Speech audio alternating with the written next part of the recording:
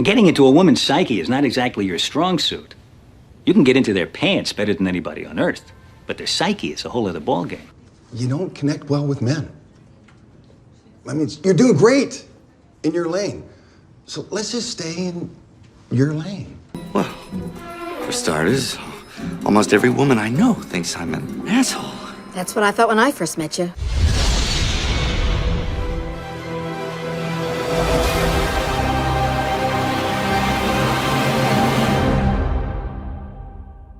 Is there a real difference between what women want and what men want? Or is it all just stereotypes wrapped up in Hollywood's lens? With gender roles constantly shifting, men and women are more confused than ever about what the other really wants. But do movies like What Women Want and What Men Want help clear up the confusion or just make it worse? Before I came here, I heard you were a tough, chauvinistic prick. I didn't know you were going to be that honest.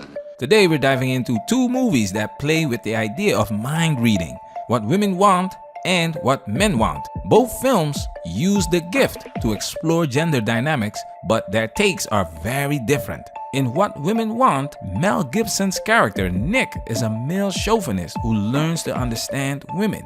Meanwhile, in What Men Want, Taraji P. Henson's character Ali navigates a male-dominated world. What Women Want came out in 2000 in a world just starting to challenge traditional gender norms. Fast forward to What Men Want in 2019 and we're smack in the middle of the Me Too era. Both films tackle how we perceive the opposite sex, but the way they do it says a lot about how our culture has shifted over the years, especially in the workplace. So let's break down these two takes on gender dynamics and see what they're really trying to say, or maybe not say. Disclaimer: this video contains copyrighted footage, so we will be freezing it frequently to prevent copyright infringement. A special salute to our Patreon supporters. The original video will be available on Patreon. If you enjoy our content and want the full experience, consider supporting us on Patreon. Now it's time for us to get into this and do what we gotta do.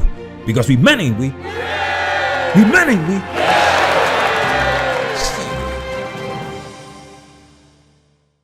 You know I love you, Nick, but it's a woman's world out there.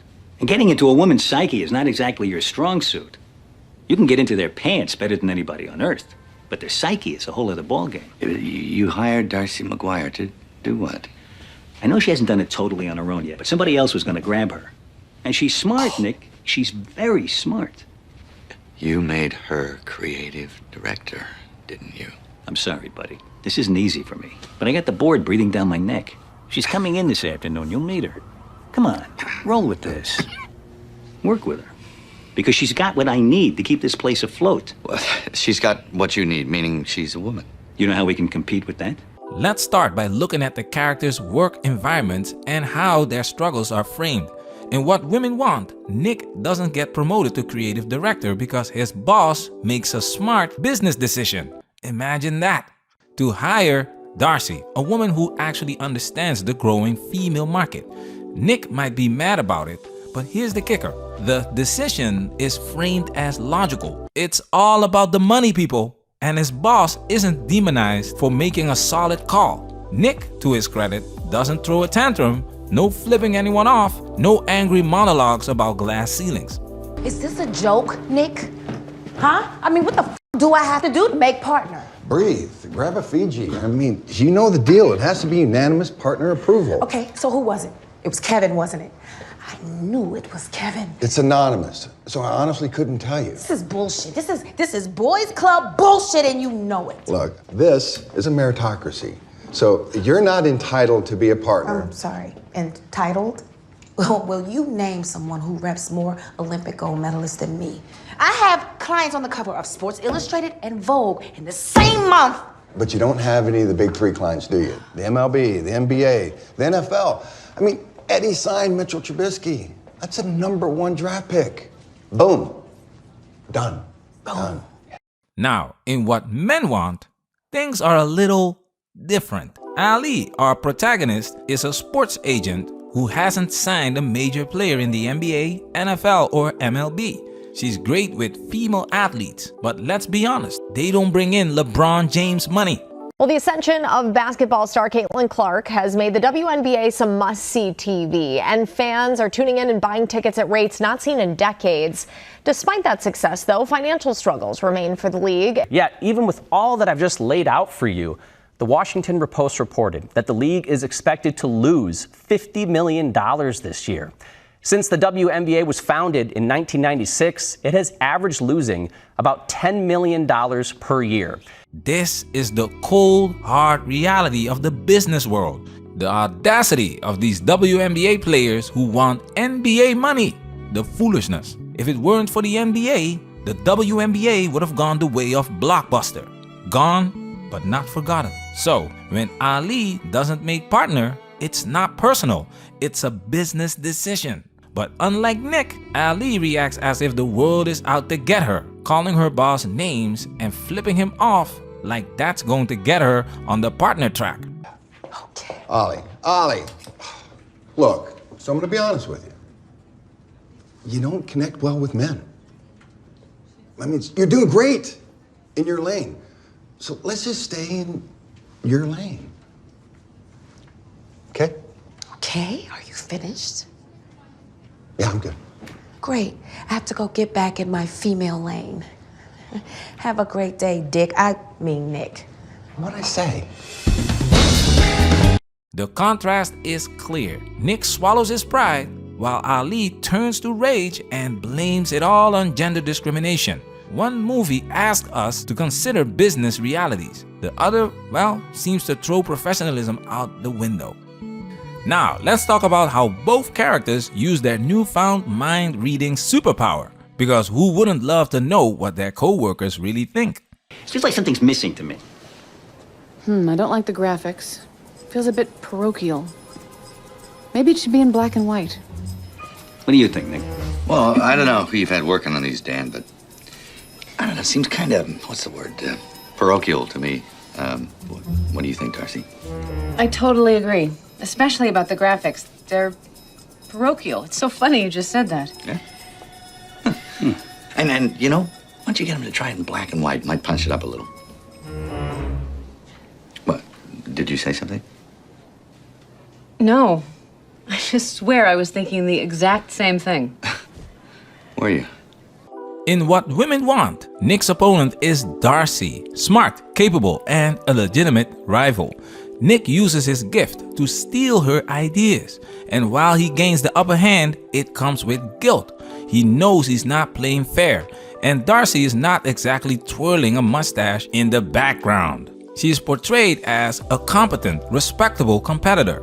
Nick might win, but it's like cheating on a diet and then feeling bad about the extra donut. I'm that big Donald. I'm like Shaq D on Adderall. That's how I buy. Especially Jamal's balls. No cap. That's no cap. 10% for this reject 90s Diddy video? Hell no. Man, get me out of here. I just want to play some pickup at Wabash Park. Oh, please, gentlemen, please. I think I know what's on everybody's mind here. You're not going to Summit. And why should you? That cheap 90s rap video is not who you are. That's right. In What Men Want, Ali's opponent isn't one rival. It's basically the entire company. And the men, well, they're not exactly giving her a run for her money. They bumble through important tasks like they've never heard of PowerPoint before, with a big NBA draft pitch going up in flames. Ali doesn't use her mind reading to compete.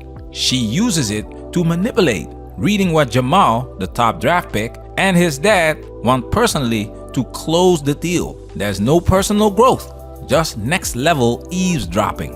I think we all know who deserves it. Let's give it up for our newest partner, Ollie Davis.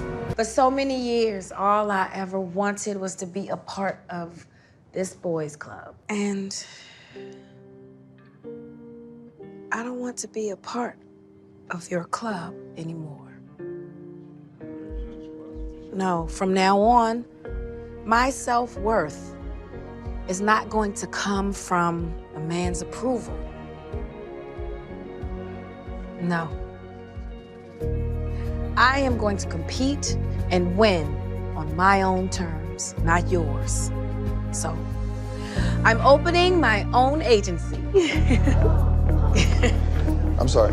What's happening here? Oh, calm down, Nick. Have a Fiji. I will come after your clients hard. Calm your nuts. Look, you do very well in your lane, Nick. So stay in it.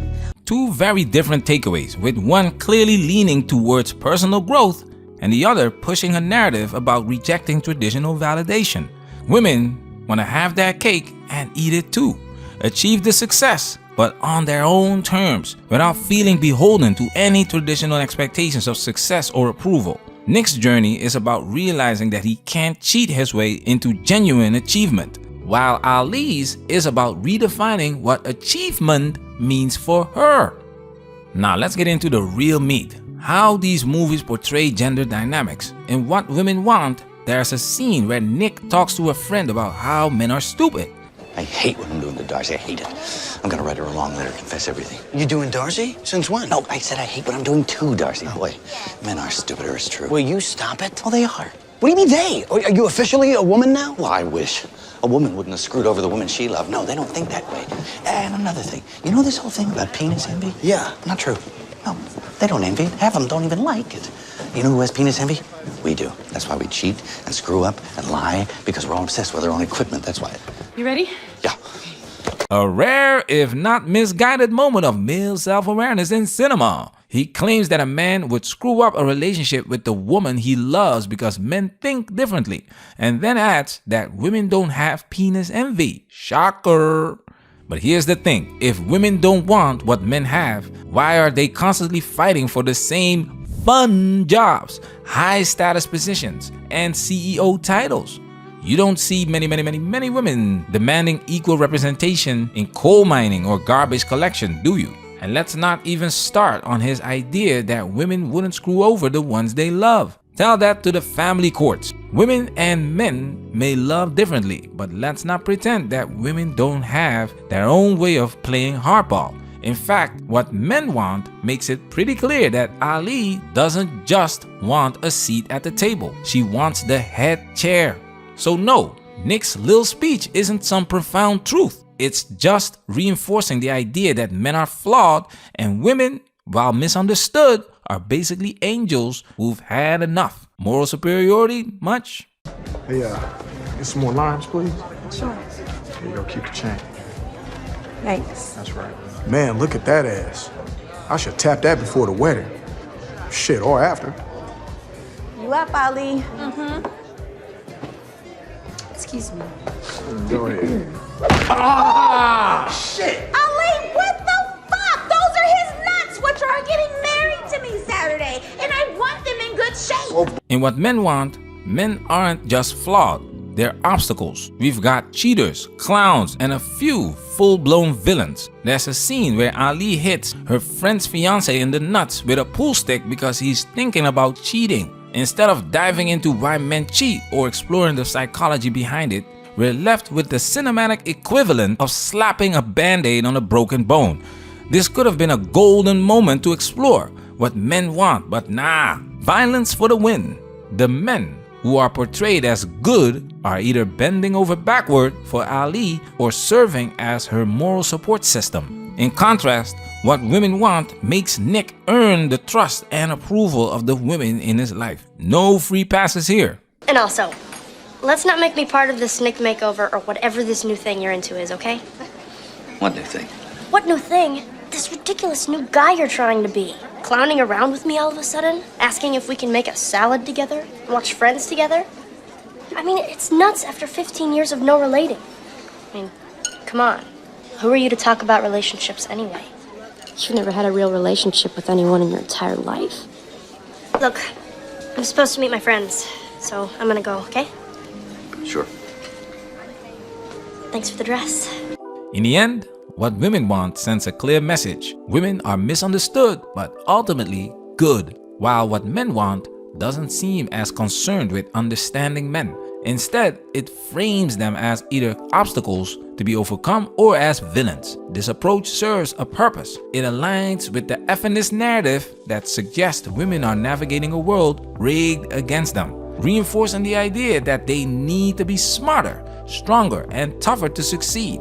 But here's the thing, for that narrative to work, men have to be portrayed as weak, buffoonish, or downright evil. This dynamic is key to understanding why What Men Want feels so different from its predecessor.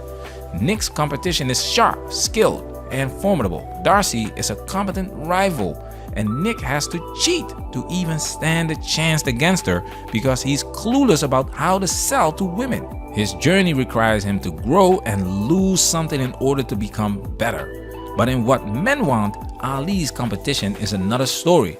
The men around her are bumbling, incompetent, or morally questionable, and she doesn't need to cheat skill-wise to beat them. Just manipulate the situation with her gift. This is a common issue in many modern remakes or reboots with female protagonists. The essence of what makes characters great, the struggle and journey of growth, is often lost.